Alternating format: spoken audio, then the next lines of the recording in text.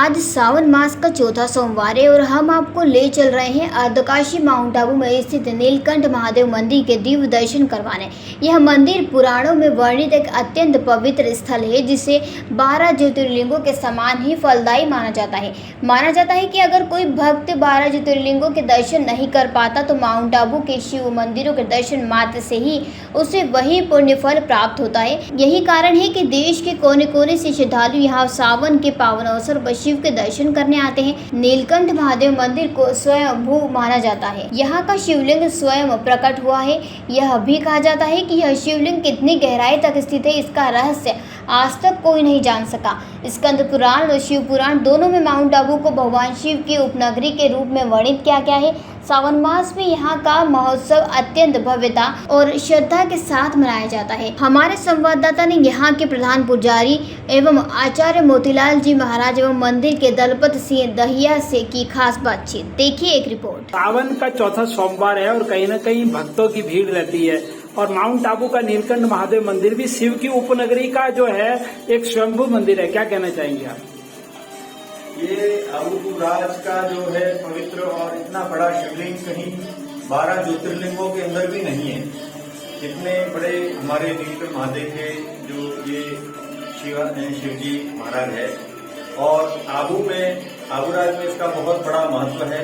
प्रति सोमवार यहाँ पर लंबा तांता लोगों का लगा रहता है और सभी लोग आकर के जलाभिषेक करते हैं, रुद्राभिषेक करते हैं, बेलपत्र चढ़ाते हैं और अपनी मनोकामना मांगते हैं तो सारी मनोकामनाएं शिव भगवान पूरी करते हैं।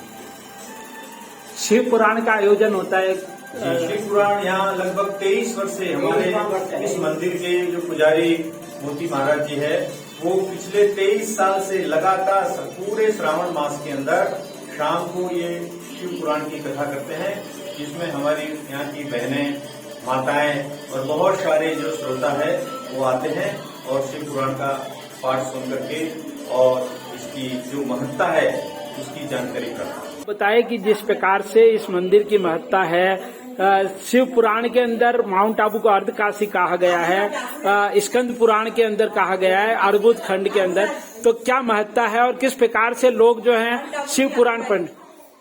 भगवान विष्णु का स्थान है, भगवान राम का स्थान है। वशिष्ठ आश्रम अर्बुद पर्वत जो हिमालय का पुत्र है उसका वर्णन किया गया है।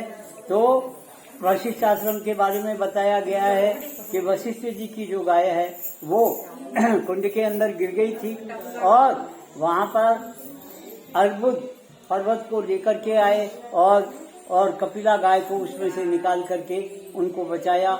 ये ऐसा स्थान है और यहाँ पर अचलेश्वर महादेव भी है जिसकी महान महिमा है। ये पूरा क्षेत्र एक धर्म काशी के रूप में जाना गया है और हमारा नीलकंठ महादेव ये यहाँ की आराधना करने बाहर के लोग भी आते हैं। हमारे राष्ट्रपति जी भी पहले आए और वो भी आकर के यहाँ पर बहुत प्रसन्न हुए, उनको दर्शन का लाभ मिला।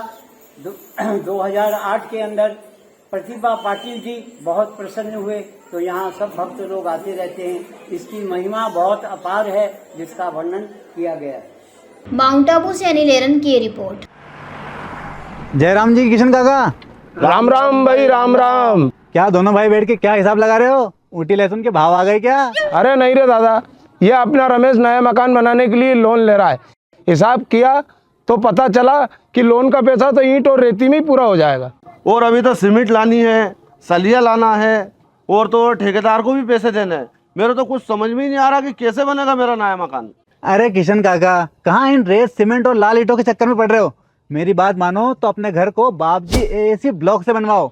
इसमें ना सीमेंट और रेत की जरूरत होती है, ना ही तराई करने की झंझट, और लाल ईंटों के मुकाबले आपका मकान काफी तेजी से बनकर तैयार हो जाएगा। इससे आपके पैसे तो बचेंगे ही, साथ ही मजबूती ऐसी कि सालों साल देखने की जरूरत नहीं।